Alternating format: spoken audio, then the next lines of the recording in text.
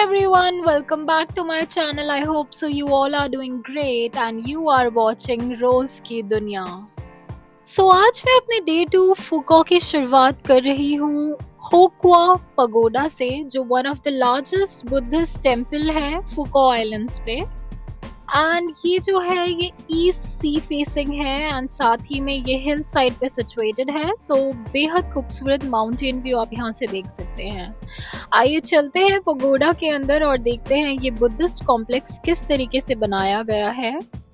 अगर हम ध्यान से गेट को देखें तो 3 सेपरेट एंट्रेंस हमें देखने को मिलती है। सेंट्रल जो है वो ग्रेट एनलाइटमेंट के लिए मानी जाती है, जो लेफ्ट गेट है वो लिबरेशन के लिए, और साथ ही में जो राइट साइड है वो विजडम के लिए माना जाता है। यहाँ के कोर्टयार्ड आपको पीसफुल कोर्टयार्ड्स की वाइब देंगे, स्टोन स्टैचूज देखने को मिलेंगे और अंदर आप देखेंगे wooden halls. One of the most important thing is the dragon staircases जो आपको हर तरफ यहाँ देखने को मिल जाएंगे। As we move towards, we see a beautiful spot, which is the wishing spot, जहाँ पे red ribbons हैं जो लोगों ने बांधे हैं। ईस्टर्न और एशियन कल्चर में जो रेड होता है वो सिंबलाइज करता है good Fortune, happiness and protection. लोगों ने अपने प्रेयर टैग्स के तौर पे इनको सिंबलाइज करके बांधा है अपनी विशेस के साथ। Here we are inside the Tambao Hall, which is the spiritual heart of the temple. Hall के अंदर हम देख सकते हैं जो सेंटर है वो फीचर करता है एक large statue of the Buddha and साथ ही में धर्मा प्रोटेक्टर के स्टैचू आप दोनों साइड पे देख सकते हैं। The interior is supported with the massive iron wooden pillar and decorated with carvings inspired by the Lin and Tran dynasties. This is the Great Bell Pavilion, built in the traditional Vietnamese Buddhist style. The pavilion has an elegant multi-tiered roof with a graceful curved corner, symbolizing harmony between heaven and earth. The open sides allow the sound of the great bell to travel freely across the mountains and the sea, creating a peaceful atmosphere throughout the temple ground. This is crafted with sturdy wooden pillars and stone foundation. The pavilion reflects the timeless craftsmanship of Vietnamese temple architecture, with a breathtaking view of the Phu Co lush green hill and the sea. This hall is located behind the main hall and is a quite a place to be at. Most of the visitors जो यहाँ पे आते हैं वो अपनी respect पे करने आते हैं पेट्रियार्क्स को, जिन्होंने एस्टैब्लिश किया था ट्रुक लाम येन ट्रेडिशन को वियतनाम में। यहाँ पे आपको हुएन कॉन्ग, शायद मैं नाम प्रोनाउंस सही से कर रही हूँ कि नहीं मुझे नहीं पता, पर उनका आपको स्टैचू देखने को मिल जाता है जो थर्ड पेट्रियार्क थे येन स्कूल के। He was a respected scholar and poet and साथ ही में वो एक बुद्धिस्ट मॉन्क थे।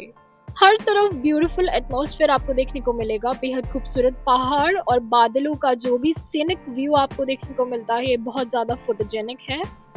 मैं ऊपर जा रही हूँ एक टॉल वाइट स्टैचू देखने के लिए इस पगोडा में, जो एक ग्वानियन स्टैचू है जिसे माना जाता है goddess of mercy. It is often called as the lady Buddha by the visitors. ये जो है सिंबलाइज करता है प्योरिटी एंड कंपैशन को, बिकॉज इन्होंने वाइट रोब्स वियर किए गए हैं स्टैचू में।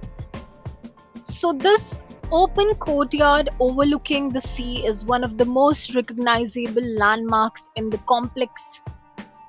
जैसा कि मैंने आपको पहले बताया था, यहाँ का ड्रैगन स्टेयरकेस यहाँ की हाईलाइट है जो इस जगह को और भी खूबसूरत बनाता है। मेन पगोडा के पास ही में आपको एक कॉम्प्लेक्स देखने को मिलेगा जो फेमस है अपनी गिफ्ट शॉप के लिए। यहाँ पे आपको बुद्धिस्ट बुक्स देखने को मिल जाएंगी, प्रेयर बीड्स देखने को मिल जाएंगी और स्मॉल सोवेनियर्स देखने को मिल जाएंगे जिसे आप अपने साथ ले जा सकते हैं। मैंने अपने शूज रिमूव कर दिए हैं और मैं अंदर एंटर कर रही हूँ और आपको व्यू देती हूँ इनसाइड से, और मैं आपको आगे दिखाऊंगी मैंने क्या क्या पिक करा। यहाँ पे बहुत ज़्यादा चीज़ें नहीं ली थी मैंने, बट कुछ चीज़ें तो ले जानी बनती थी।